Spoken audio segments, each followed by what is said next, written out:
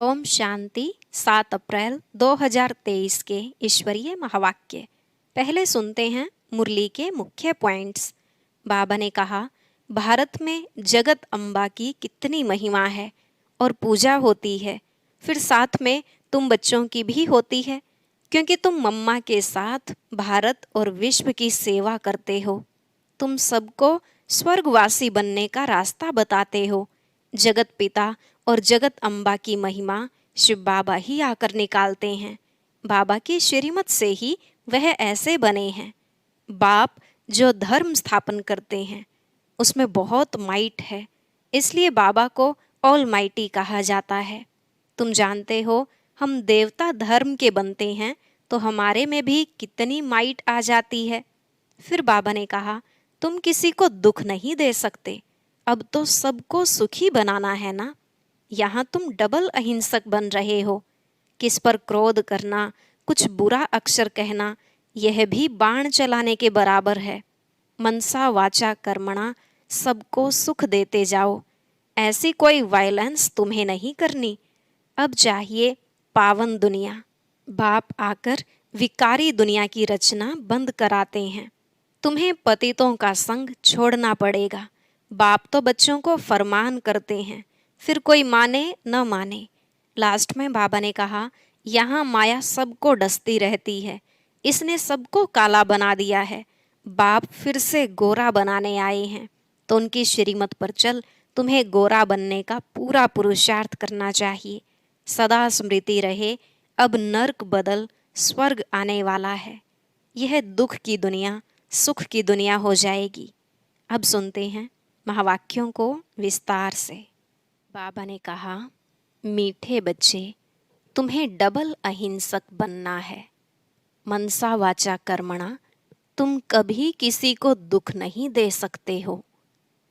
प्रश्न, कल्प कल्प जिन बच्चों ने बाप से पूरा वर्षा लिया है उनकी निशानी क्या होगी। उत्तर, वे पतितों का संग छोड़ बाप से वर्षा लेने के लिए श्रीमत पर चलने लग पड़ेंगे। बाप का जो पहला फरमान है कि गृहस्थ व्यवहार में रहते पवित्र बनो, इस फरमान पर पूरा पूरा चलेंगे। कभी प्रश्न नहीं उठेगा कि आखिर भी दुनिया कैसे चलेगी। उनकी आपस में कभी क्रिमिनल असॉल्ट हो नहीं सकती। वे अपने को शिव बाबा के पोत्रे, ब्रह्मा के बच्चे, भाई बहन समझ कर चलते हैं। गीत। माता ओ माता, ओम शांति।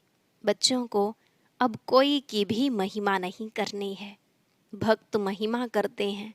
यह गीत भक्ति मार्ग वालों ने मम्मा की महिमा में गाया है, परंतु बेचारे यह नहीं जानते कि मम्मा ने ऐसी क्या सेवा की है, होकर गई है, उनकी महिमा गाते हैं। परंतु वास्तव में महिमा एक की ही गाई जाती है। वह एक बैठ बच्चों को पढ़ाते हैं और ऐसा बनाते हैं। तुम भी उनके बच्चे हो जो भारत व विश्व की सेवा करते हो। महिमा भारत की करते हैं, चित्र भी भारत में ही हैं। पूजा भी जगत अम्बा की यहाँ बहुत होती है, बाहर में नहीं। कहाँ कहाँ शिव के चित्र हैं, परंतु वह यह समझते नहीं। वास्तव में महिमा है शिव की, जो शिव बाबा फिर जगत अम्बा और जगत पिता की महिमा निकालते हैं। बाबा से ही सबको श्रीमत मिलती है।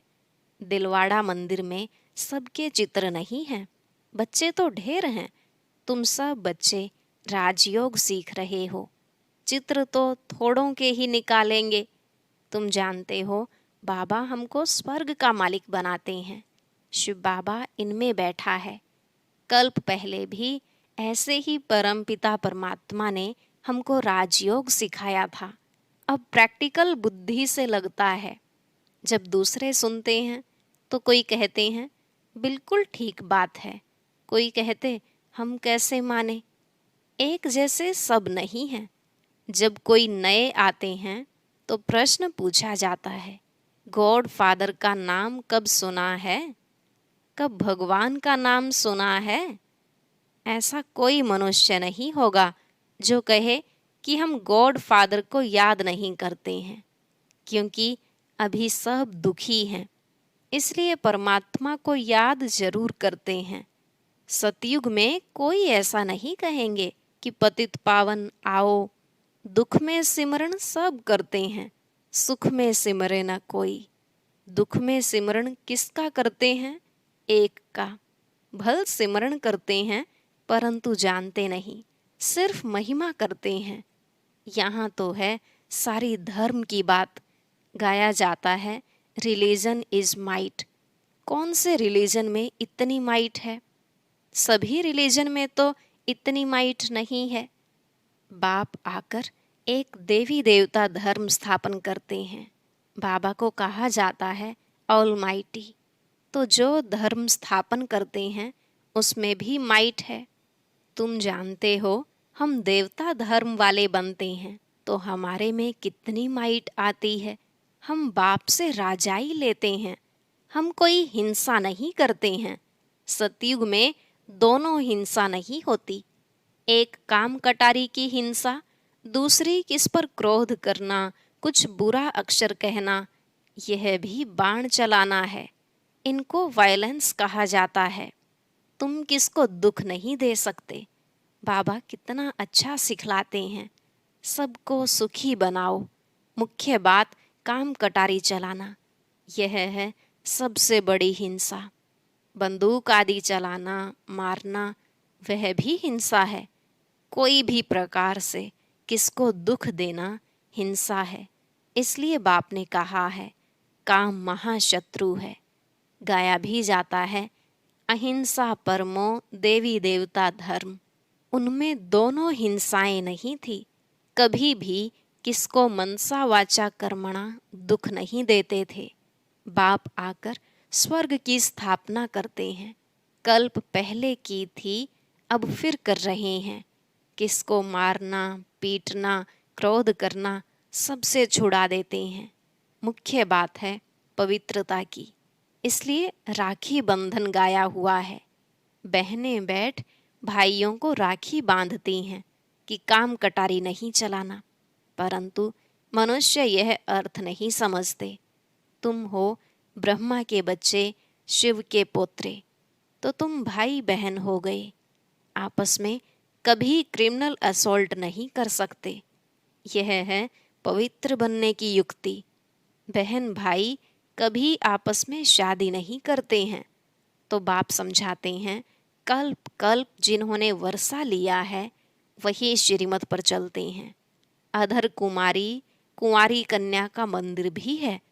गृहस्थ से निकल फिर बाप के बच्चे बने हैं तो उन्हों को अधर कहा जाता है। जरूर होकर गए हैं, अब फिर प्रैक्टिकल में हैं। ऐसे मत समझो कि हम पवित्र बनेंगे तो सृष्टि कैसे चलेगी। अब यह तो पतित दुनिया हो गई है, अब चाहिए पावन दुनिया।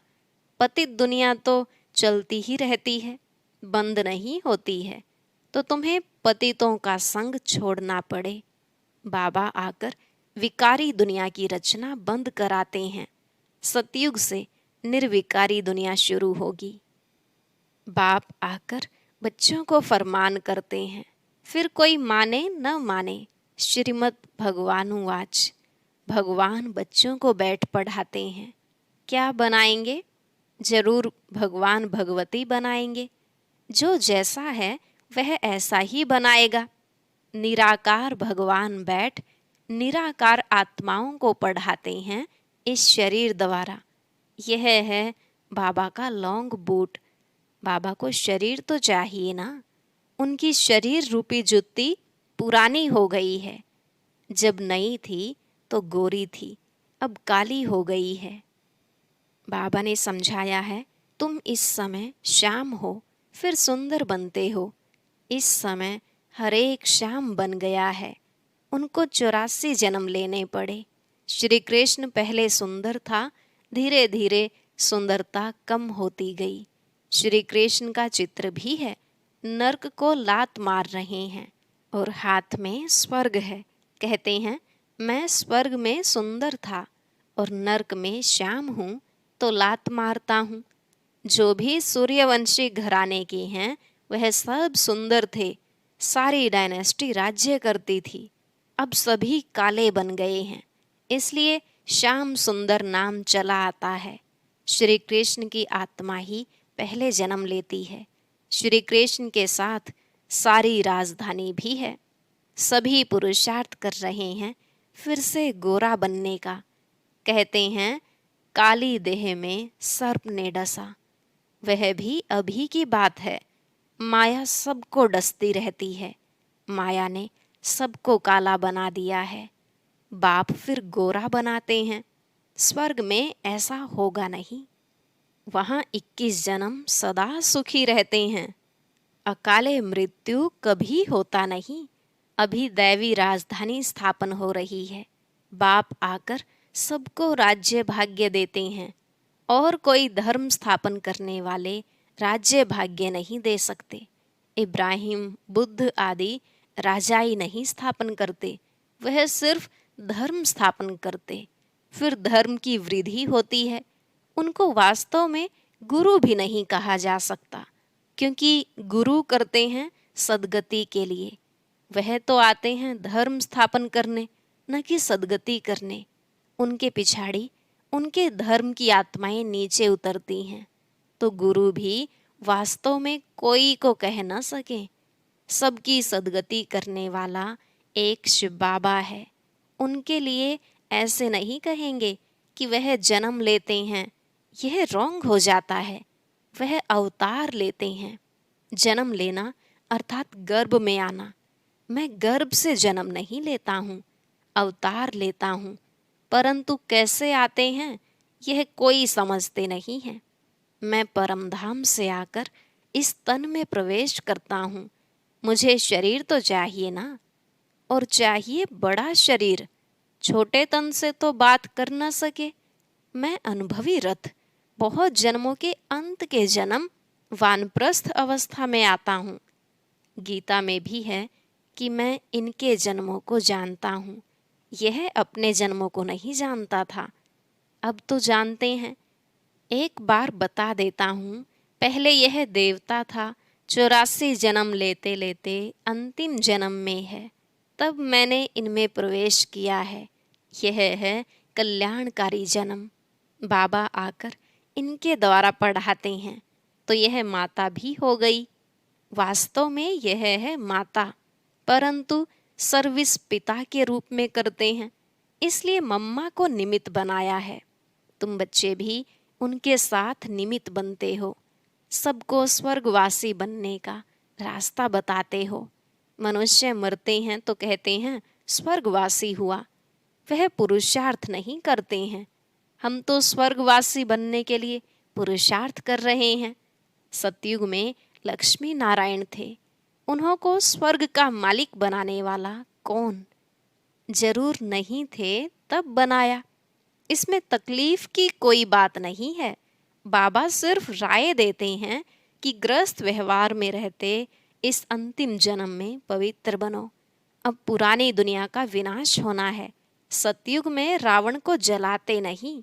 मनुष्य कहते हैं यह रस्म अनादि चली आती है, परंतु कब से चली जानते नहीं। द्वापर से रावण को जलाना शुरू किया है। रावण का कोई ठिकाना नहीं है। शिव बाबा का ठिकाना है परम धाम। रावण का धाम कहाँ है?